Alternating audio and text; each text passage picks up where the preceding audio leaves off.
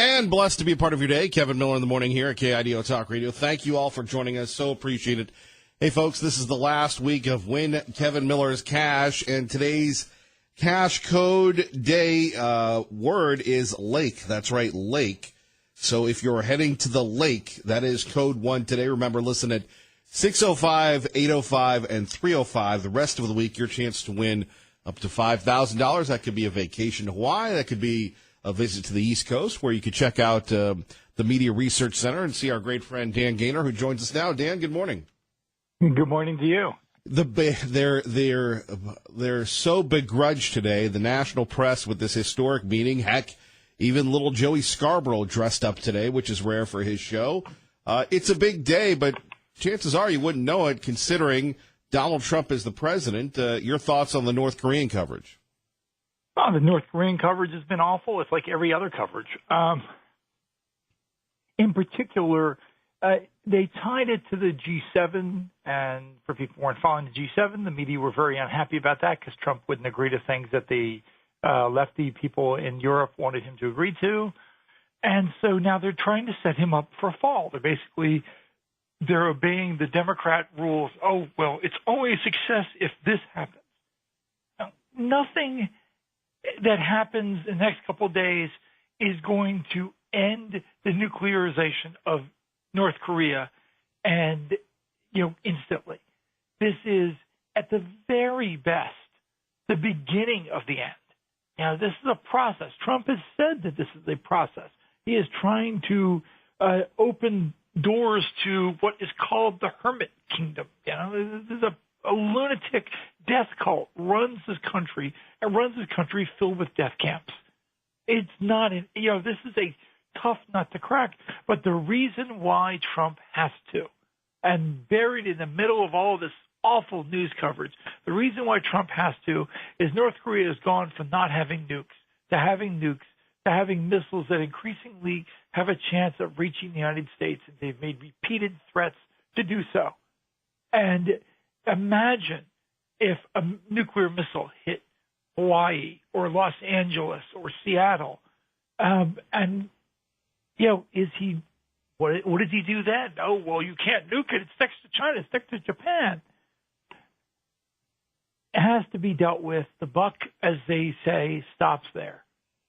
Indeed. Dan Gaynor joining us from the Media Research Center. Kevin Miller in the morning, KIDO Talk Radio, 107.5 FM, 580 AM. I love how they're raising expectations, and then they're going back to the failures of the other administrations that have actually gotten us to this point.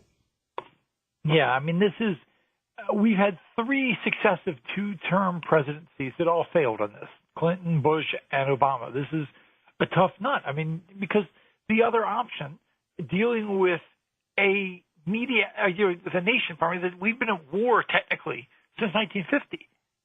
And so you either turned what's a Cold War into a hot war with a nation that's got 3 different types of weapons of mass destruction: biological, chemical, and nuclear. And, or you do what? The more you put up pressure, the more you increase the chance of them attacking South Korea. And even if we win that war, millions could die, and not just our allies. I mean, look, there are a lot of innocent people in North Korea. For years, I've been giving to a charity that helps get people out of North Korea so they can live free lives. There are a lot of people kept under that dictatorship. Dan Gaynor joining us. Kevin Miller in the morning here, KIDO Talk Radio. So Larry Kudlow made some news yesterday. I had a chance to watch that interview, and he didn't hold back on Trudeau. Yeah, Donald Trump, for anybody listening right now, and I hope there are a lot of people who classify themselves as free trade people, Donald Trump offered the G7 nations complete free trade, utterly free trade. No tariffs, no business supports, complete equal playing field for everybody. And what did they do? They completely rejected it. And so then we get into this whole, well, if you guys got tariffs, we can have tariffs. Yes, that's the way this works. We've been playing by 2 sets of rules for decades. And the 2 sets of rules is that the other nations can do whatever they want, and America needs to understand, and we can't be, do this. I saw a chart, and if it's accurate, I saw it was tweeted by somebody I somewhat trust, but it's still, the point is it showed an American luxury car priced in this country and twice the price in Germany. And whether, that specific car is accurate, it's an apocryphal thing that this is, yes, things that cost one thing in our country cost a ton in other countries because of their tariffs, because of their rules. Why do we play by those rules? Well, because, again, the captains of industry say, well, we need to get into those markets. You're right. We've been talking about this for years. President Trump is the only one that's done anything. I like how he defined how they view us as the piggy bank. It was brilliant. Well, I mean, he's right. And the press freak out about all of this. You saw John Harwood doing this where he's saying Trump's insane. David Axelrod saying the same thing. David Axelrod's got a CNN show like every other liberal on planet Earth.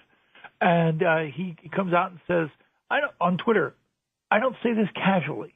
At what point do we ask, is the POTUS off his rocker? I mean, at what point do we ask, is everybody at CNN, with very few exceptions, and I have some friends who work there, with certainly in the public face, everybody but Jake Tapper, are they insane? Indeed. Dan Gaynor joining us, Media Research Center. Kevin Miller in the morning here at KIDO Talk Radio. So what do you expect to come out of this this summit or the press reporting of it? Well, the press reporting of it will say Trump was a failure. No matter what he does, no matter what the result is, Trump was unprepared, Trump was a failure, Trump's insane, something bad. What I hope will come from this is the beginning of a process. The beginning of a process that opens North Korea, this insane place that will put you in a camp, in a concentration camp for 3 generations if you offend the leadership.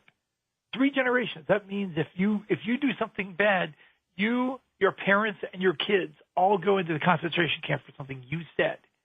So yes, I have limited, careful expectations, but I want to at least see if we can get to the point where North Korea sets aside its nuclear weapons, which are the biggest threat to us, and then over time, maybe it's other weapons of mass destruction. And we open up some trade, because if you look at the Taiwan strategy has always been, we engage communist China to keep a war from happening so that nations that trade together generally don't go to war together. Hopefully we can get to the point where human rights is improved in North Korea. That's extremely important to me. And so I'm not, saying this casually, but Donald Trump, he's stuck. He has to do this because we are at the point where we either have peace or we have war. Well, and, it's crazy how, and I think it was David Ignatius who wrote the piece, and maybe I'm wrong, so I'll give myself an out on this, where there was a piece, I think, in the Washington Post where they were praising Kim, how he had worked Trump. And, of course, our friends on MSNBC, forgot that he's a dictator, forgot that he killed his brother, forgot just the horrificness, and they were pumping him up as if he were, Gandhi. Well, remember, he's the same guy that died. They were celebrating his sister at the Olympics. The American media have decided that everybody is better than Donald Trump. And they've universally embraced the Robert De Niro form of diplomacy. F Trump. F everybody related to Trump. Everybody supports Trump. Rob Reiner, John Harwood, they all think anybody who backs Donald Trump is insane. I bet not 1 in 10 of these prominent people who were criticizing Donald Trump for not signing on to the G7 statement have read the G7 statement. It's extremely left-wing, and even though it attempts to separate the United States from the G7 climate change strategy, it still would force Trump to sign on to a document that basically says all these nations so strongly support this about climate change. And, why should he sign on to that? Indeed. Dan, let's get you out here on the Tony Awards. And you mentioned Robert De Niro on live TV, and he gets a standing ovation for saying blank Trump. I mean, just for instance, could anyone ever said that about Obama? No. But see, I mean, look, of all the award shows, and I tweeted out right before I came on, is I wish there was an award show or White House Correspondents' Dinner every month, because it would remind people how awful the left has become. But of all the award shows, for all the Oscars appeal to a left-wing audience, there is no more liberal audience than the audience for the Tonys. I mean, the Tonys stage theater has always been the most liberal, the most ridiculous stuff. One of the people who got an award came out there and said, he said he wouldn't be a good homosexual if he didn't, note that it was Judy Garland's birthday. And that's a funny line, but yes, it's a very left wing audience. So the fact that he got standing ovation is not surprising. But here's what's beautiful about it: they don't realize how much this helps Trump and the right. They're basically creating commercials for the GOP. I have a friend of mine who works in GOP and is involved in some of the messaging, and I'm sure she's thrilled. I was like, oh yeah, we can clip this and clip this and clip this. Oh, here's the standing ovation. We get this. Remember, it's mostly the same audience. Remember the same audience that gave Roman Polanski, a child rapist, a standing ovation when he won an Oscar. Where have we gone, Jane? Dan Gaynor, shout out to the West Coast Gaynors living in the Treasure Valley. Anything else? And I'm kidnapping one of them and her boyfriend, who are moving east next month. So I am absolutely thrilled about that. Well, that'll be great. Dan Gaynor, we appreciate you. Thank you, sir. Thanks. Always good to talk to you. Take care. You too. Our great friend Dan Gaynor. It is 6:17. You're listening to Kevin Miller in the Morning. Coming up, we'll take a look at last night's Tonys, and we'll talk a little North Korea. And get this, apparently there wasn't room in a vehicle, so a grandmother actually told the kids to get into the kennels. Yeah, that's right. We'll talk about that as well. We're waking up to what's good. Or hopefully saying, oh, life may be a challenge, but it's not that bad, right? Kevin Miller, KIDO Talk Radio. Kevin Miller in the Morning, 621 on the old KIDO Talk Radio. Hey, don't be a stranger. Call us now at 580-5436. 580-KIDO. We want to hear from you. Now, we were talking with Dan Gaynor about the Tonys last night, and you're going to hear a lot of applause. Thankfully, I believe CBS broadcast the Tonys. No hints of the profanity or anything, but this just shows you how crazy not only the news business is, but the entertainment business is when it comes to President Trump. Ladies and gentlemen, Robert De Niro.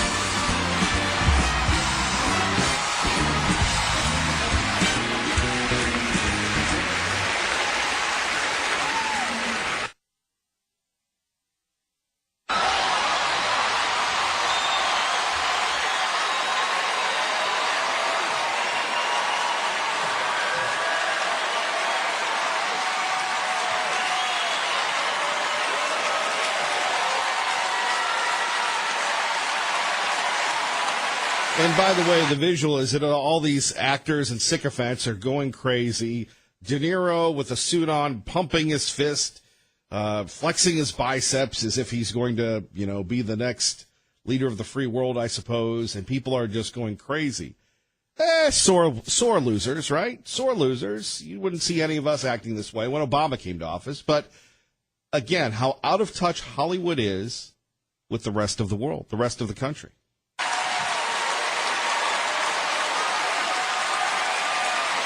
It's no longer.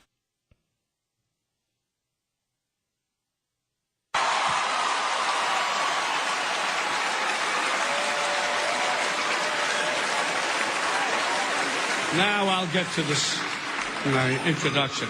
Do you have any idea how hard it is to get tickets for Bruce Springsteen's show? There we have it. No, we don't, Mr. De Niro, but we so appreciate you being a class act. And here you have it. As our friend Sean Hannity says, the destroy Trump sycophantic media is running wild. Very different from the people here in Idaho. Very different from the people that want to make the world a better place. Here you have the president meeting with the leader of North Korea. And what do we have? The pampered, spoiled actors and actresses behaving like children, worse than children, in fact. 624, Kevin Miller in the morning, traffic and weather together. Let's get you to work. And Kevin Miller here as we move along here. So at 580-5436, 580-KIDO, you have Robert De Niro saying blank Trump. And all the Hollywood people thinking that this is a marvelous thing. Well, what's so marvelous about it? President Trump, let's compare the records. You have Obama, who ran wild, did his own thing. Obama, who tanked the country, who tried to single-handedly destroy the coal industry, who had more Americans out of work, who had an economy that was struggling, wanted America to lead by behind, and now the world is having a culture shock. It's like when a new boss comes to town. Nobody likes it when a new boss comes to town. Hey, we were used to an old boss. In fact, I was reading a book here about a coach that was replaced, and the old coach, he used to let the players come into meetings late, and it was a collegial atmosphere. They had, no fun or, no fumble Thursdays, free-for-all Fridays. It was a theme. It was wacky. It was zany. There was a great time. Of course, they went from winning 12 games to 10 games to 8 games to the coach lost his job. New coach comes in, and all of a sudden, things are very different. Well, you have to get there on time. You don't walk into a meeting after it's already started. You have to show some professionalism. You have to have added value in the workplace. You have to prove yourself all over again. That's what Donald Trump is doing with our allies. Us being the piggy banks of the world, it's over. Well, this is unheard of. For so long, America has led from behind, thanks to 8 years of President Obama. And now, all of a sudden, you have President Trump coming on here and basically calling people out. At the top of the list was the issue of trade. Very important subject because the United States has been taken advantage of for decades and decades, and we can't do that anymore. Right. We were the piggy bank of the world. And we've seen our great standard of living. You've seen this. We've talked about it. Our great standard of living, the American dream where your kids and your grandkids live a better life than you. It was the dream of every parent. The standard of living in America would continue to go up, up, up, and up. And yet now, thanks to Obama, thanks to the libs, thanks to Pelosi, thanks to California, well, not really California, I just want to throw that in there to see if you were paying attention, we have a lowered standard of living. So the president is doing the right thing by standing up for America. Where some of the tariffs are 100%. 100%. And we charge nothing. You can't do that. And so we are talking to many countries. We're talking to all countries. And it's going to stop. Or we'll stop trading with them. And that's a very profitable answer if we have to do it. There you have it. Of course, people are saying, well, what about Canadian potatoes? What about this? We've got enough potatoes to feed the entire country and then some. Why not go back to that old concept? And if you've been with us for years or just tuning in, buy American, right? I think Donald Trump is doing the right thing, right? As opposed to what we're hearing and seeing everywhere else. Yes, sir. Go ahead. As you were heading into these G7 talks, there was a sense that the America's closest allies were frustrated with you and angry with you, and that you were angry with them, and that you were leaving here early to go meet for more friendlier talks with Kim Jong-un in Singapore. And I'm wondering if you view it the same way, and do you view the U.S. alliance system shifting under your presidency away from... Who are you with, out of curiosity? CNN. I figured. Fake news, CNN. The worst. But I could tell by the question. I have no idea you were with CNN after the question. I was just curious as to who you're with. You were CNN. And for years, the Republicans were taking it. Not anymore. Not anymore. 580-5436, 580-KIDO. Coming up next, the Vatican is looking at some big proposals here about whether or not priests should be married. We'll go live to London. Simon Owen will have the very latest on that, plus reaction to the G7 Should it become the G8 again and bring back the Russians? And get this, how many times have you, been in a vehicle and there's really not enough room for the kids? Well, one grandmother decided there wasn't enough room, so she put an 8-year-old and a 7-year-old in a kennel. Well, each have their own kennel. We'll give you the details of that shocking story, and plus, hopefully, your entertaining, informative, and hopefully humorous comments and reactions to these stories and more with me, Kevin Miller, on 580 AM, 107.5 FM. Good morning, Dave. And don't forget, you can always win Kevin Miller's cash on KIDO Talk Radio. Details at KIDOTalkRadio.com. You can win up to $5,000. Imagine going to Hawaii, maybe going to Wyoming. Well, you don't need $5,000 to go to Wyoming, but you know what I'm saying. Hawaii, the East Coast, Washington, D.C., all by listening at 605, 805, and 305. When you hear the Kevin Miller money code word, type that in at KIDOTalkRadio.com. The more words you get, the higher the probability of your chances to win. Joining us now live from London, Fox News Radio, Simon Owen on KIDO Talk Radio. Simon, good morning. Good morning, Kevin. Boy, before we get to talking about married priests possibly, any initial reaction of the G7 summit in your neck of the woods? Any perspective from the Europeans? Well, primarily from the French and the Germans. The British have also spoken a bit about this today. The Prime Minister's office here said today that they're talking about the communique, the statement that all the G7 leaders agree to at the end of the summit. And Britain says, as far as it's concerned, the United States agreed to that, whatever President Trump has said in the aftermath, and it hopes that the U.S. will stick to that agreement. The French and the Germans have been a little more vociferous in their remarks. Angela Merkel, the German Chancellor, said that the summit in Canada this weekend was sobering and depressing. She said that European leaders will not be taken advantage of when it comes to trade policies. And the French president's office said international cooperation cannot be dictated by fits of anger. So, I mean, I think it's fair to say it was a bit of a debacle, this summit at the weekend. I've been to plenty of these meetings, and they are basically bland from start to finish, and this one certainly wasn't.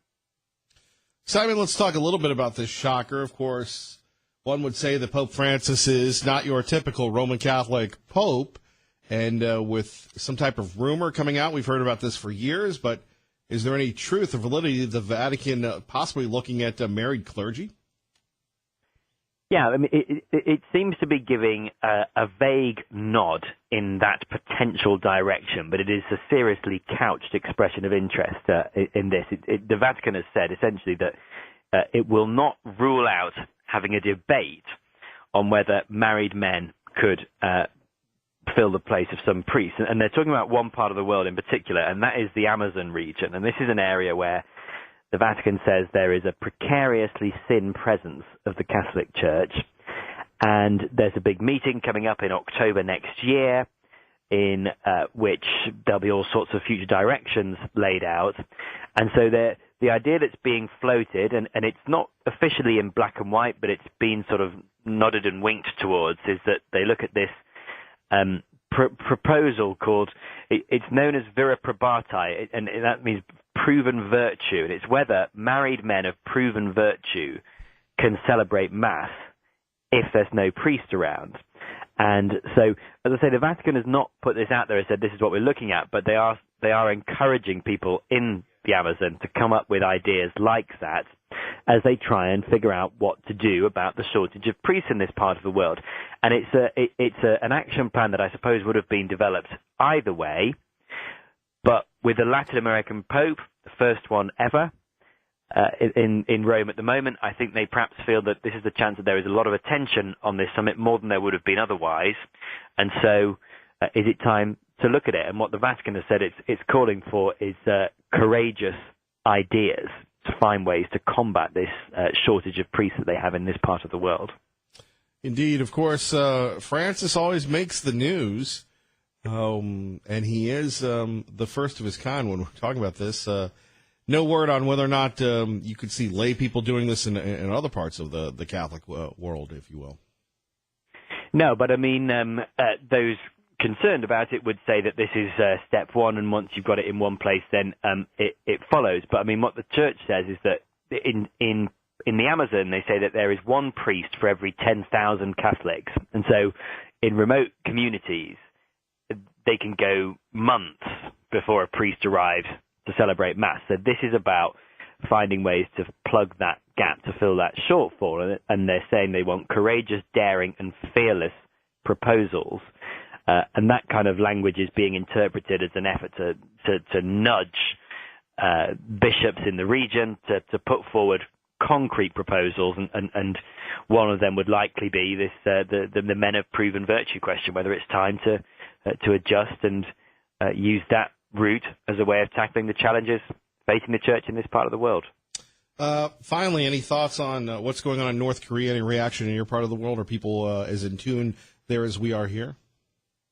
Yeah, I mean, it's certainly going to be a huge news story. I'm not sure there's been a great deal of official comment from foreign governments, but I think pretty much every government in the world will be watching what goes on. This is a first of its kind summit, and they will all be hoping that it can result in some kind of breakthrough. But I think it's so close now. It's just a few hours away. We should have an idea of what might have happened within 24 hours. It'll be a case, I think, for people of watching and waiting. And it's certainly extraordinary that we're seeing this summit taking place. But the real proof is going to be in what happens afterwards and what is the result of it. And so, getting a meeting is one thing, but the North Koreans would always have welcomed a meeting with the U.S. president. I think it's just that previously U.S. presidents weren't willing to give face time to a regime with such an appalling human rights record. Well, here is an approach, and it's President Trump's chance. And as you said at the start of this, he had a bumpy weekend at the G7, certainly as the U.S. allies did at the G7 summit in Canada. This is an opportunity for him to prove that his unpredictable diplomacy can bring dividends. Yeah, that's a very good point. The North Koreans have, for years, wanted one-on-one discussions with the U.S., and most presidents have shot that down. So it is interesting that we have a president that will go meet with them one-on-one. Yeah, and I mean, on the one hand, that kind of the unpredictability and the abrasiveness means that there are some pretty serious disputes now with European countries, with Canada, with traditional and very durable allies of the United States.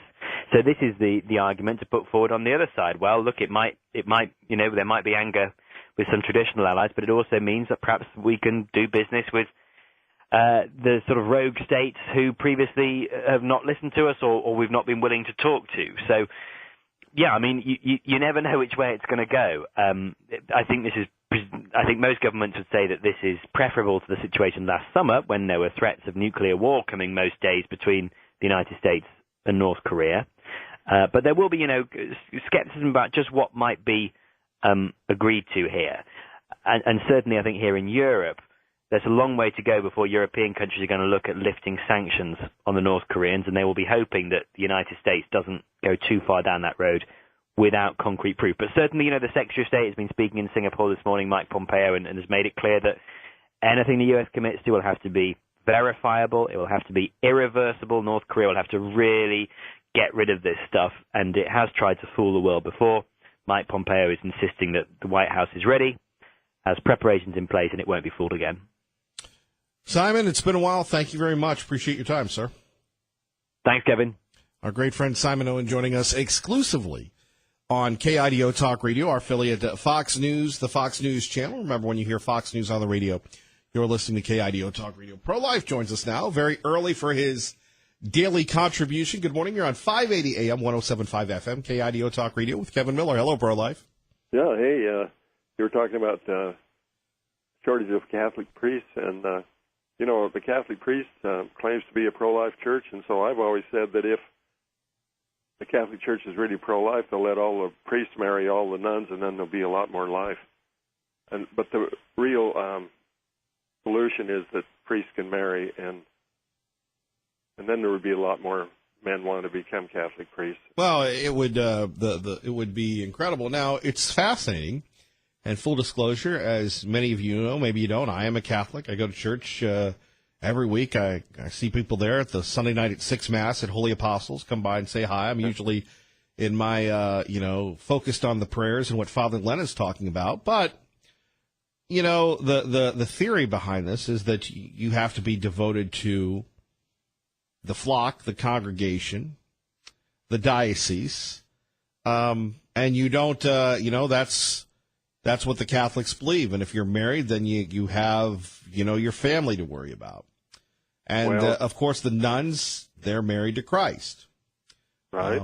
So that would be a total, with a lack of better verb to choose from so early in the morning, a total redo of dogma, doctrine, and everything else that's been going on for over, how many years now. You go back to people, and they say there were times when priests did marry, and they had families and such. So, again, for 800 years, to be a Catholic priesthood holder, you had to be married. And then in the 8th century, it all changed over inheritances. And we know the history of it real well. My wife read a great history book by a former Catholic priest. He's still a Catholic, but he left the Catholic priesthood after he did the history of the change from married priest to celibate priest. Very interesting, and they need to go back to being married.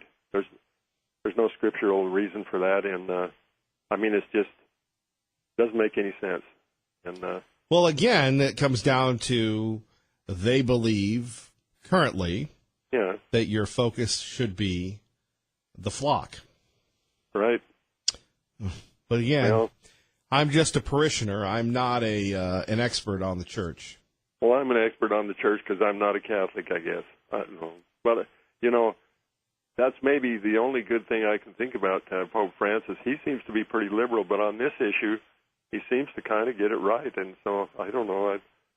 I'm not down with Francis. I'm more of a Benedict kind of guy. Oh, yeah, I am. I'm a Pope John Paul II guy. He was a good pope. But I don't know the ones way back there. Pope Francis, way back, those kind of guys, they were... Maybe you would have hung out with them. I would have, yeah. I try to hang out with anybody that's good. I don't care if they're Catholic or not. Well, as a Catholic, I appreciate that. Well, God bless you. God bless you, my friend. I hope you're doing well. Well, we're just going to fight it out like we always do every day. Well, you're getting ready for the not the planting season, but before you know it, the harvest will be here around the corner if you're not harvesting strawberries already. No, we are. We're big time into it, and the sugar snap peas, and so I better get out there and take care of them, I guess. And they'll take care of you, brother. Take care. Yep, thanks. All right. 580-5436, 580-KIDO. So what happens when you don't have room in your car for your kids? You put them in a kennel. Believe it or not. True story. Give you the details next. Kevin Miller, 580 AM, 107.5 FM, KIDO Talk Radio. Blessed to be a part of your day. So let's do a little background on North Korea, then the crazy kennel story. North Korea isn't as big a problem as the Soviet Union was in the Cold War, but I think it's similar in the sense the last 25 years, everyone in Washington has basically had the same basic posture. Oh, let's just hope it gets better. Don't really do anything. Just leave it be. Obama for 8 years did absolutely nothing but let it fester. And then he had the gall to tell President-elect Trump, hey, North Korea's going to be a big one. You better take care of it. So Trump comes in with really a record of failure, and he bucks a lot of the conventional wisdom in Washington. He's not captive to what people here think about him, and he's willing to chart new territory. And I think that's what he's done. There we have it, of course, from the Fox News channel. Kevin Miller in the morning here at KIDO Talk Radio. You just sit there and think about what's at stake. And the President of the United States, thinking only the way the President could, commented on this, what he's going to do with Kim, what he's going to do when he goes toe-to-toe with the leader of North Korea. And it's almost like something you would see out of a movie, really, where he said, I'll know within the first few minutes of seeing Kim. And apparently, again, this is nonfiction, not fiction. The President of the United States is going in there, and they're going to meet alone, and they're going to determine what you're going to do. Now, the president has an advantage. He's in his 70s, right? Kim is a little kid. The way they say that if you're going to like somebody in the first 5 seconds. You ever hear that one? Well, I think that very quickly I'll know whether or not something good is going to happen. There we have it, the president laying the smackdown. Now, coming up, we're going to hear from John Decker, the only Treasure Valley outlet that has a reporter live in Singapore. John Decker will join us coming up next hour with that report. Looking forward to that. Coming up next, kids in a kennel. First, it is 6:56, time for traffic and weather together. Let's get you to work safely and on time on 580 AM, 107.5 FM, KIDO Talk Radio. Good morning, Dave. Good morning, Kevin. KIDO Talk Radio traffic. Problems in Nampa, eastbound at the milepost 33. A car crossed from the west side of the freeway, hitting a couple of vehicles coming eastbound at 33. You're going to find delays in there, so expect that backing up. So that's at milepost 33. When you're out boating, be sure to clean, drain, and dry your watercraft to keep invasive species from taking over Idaho's waterways and native plant and animal habitats. Find out more at invasivespecies.idaho.gov. That's your Impact Directory Traffic Update. I'm Dave Burnett on KIDO Talk Radio. KIDO Talk Radio weather from the Channel 7 First Alert Weather Center. Good morning, Larry. Good morning, Kevin. Kind of a mild start for this morning with a cloud cover, but you know what? We're going to have some rather breezy winds by later on today, and temperatures are going to be on the cool side with a high today of just 70. But don't worry, it warms up rather quick. By midweek, we'll be back up to 91 degrees. I'm News Channel 7's Every Gabbard. Listen to Dave Ramsey weekdays from noon to 3 here on KIDO Talk Radio. Brought to you by Castleberry Financial at Dave Ramsey SmartVestor Pro. Kevin Miller in the morning here as we continue on. So here you have this. A viral video going on. Lamone Cheeks, 62, was charged Sunday with 2 counts of child endangerment after a bystander recorded her letting her 2 grandchildren out of pet kennels in the back of her vehicle. That's right. According to police reports, Cheeks drove the kennel-bound kids, an 8-year-old and a 7-year-old, for miles around Memphis on Saturday. Lamone Cheeks was interviewed and admitted to riding from Whitehaven to Cloryville with the children in a kennel, according to the police affidavit. Cheeks further advised they also drove downtown. However, she checked the children periodically after she removed them from the kennel and put them in the rear seats of her vehicle. Apparently, there was no room inside the vehicle earlier in the day, so she told the kids, get inside the kennel. The report notes the temperature reached 95 degrees and there were no vents in the rear of the Ford Explorer. Now she was released on a $100 bond. She will be in court Monday for arraignment on charges. Now, we'll have the video up for you, but this goes beyond if you had a brain, they'd be dangerous. We're talking about a 6-year-old, a 7-year-old, an 8-year-old and a 7-year-old, driving them around for miles. Get in the kennel, kids. Who in their right mind would put a beautiful little child in a kennel? Now, is it too extreme to say this woman should not have visiting rights to her grandkids? It's, and tragically, we've lost a few babies here locally because of the hot cars. And why would you leave your kid alone? What was it last week, 2 weeks ago? Somebody left a kid in a vehicle and the crooks came in and stole the car?